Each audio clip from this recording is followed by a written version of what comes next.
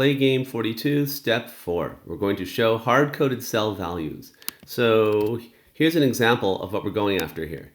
Now we're actually going to have certain values that are stored in cells, and we're going to display them. Okay, we still have the previous behavior. We can move a highlighted cell around, but now we have values in cells.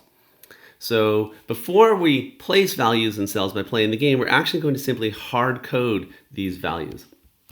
And to show what I mean there, if I go into my init, I'll actually copy this code and show you this is what I'm talking about. I want to have data cell values, which will be a 2D list. And in fact, I'll even give you this line of code. Here you go.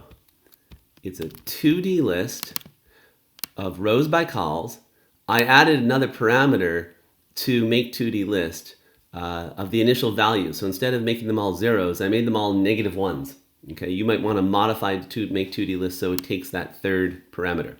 Okay, so now I have a 2D list of -1s. Great, and I'm using -1 to mean this cell doesn't have a value loaded in it yet. Because in the game initially, all the cells are empty. But you can't use zeros to signify empty because the user can actually put a 0 in a cell. That's a legal value, so we'll use -1. Now what I'm doing is I'm actually hard coding the corners. The left top corner I'm putting 0. The right top corner I'm putting 6. The bottom right corner 7. The bottom left corner 8. So it's sort of going clockwise around 5, 6, 7, 8, and then a 9 in the middle.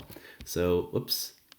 Keep running this up here. Down here I run this, which gives me this clockwise around the middle and then that in the middle. So what's going on here? Not too complicated.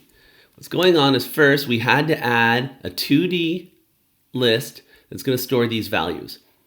We preloaded some values in just to show that we could do this. This is all inside a init.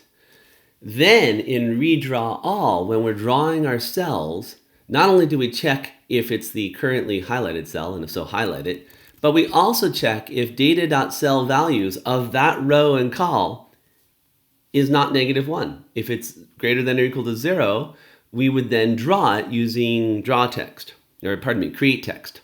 Now, the coordinates for that will naturally be the center of this square. If you draw the square, you have the left top, right bottom. You can certainly find the center and simply create the text with the value stored in cell values of that row and column.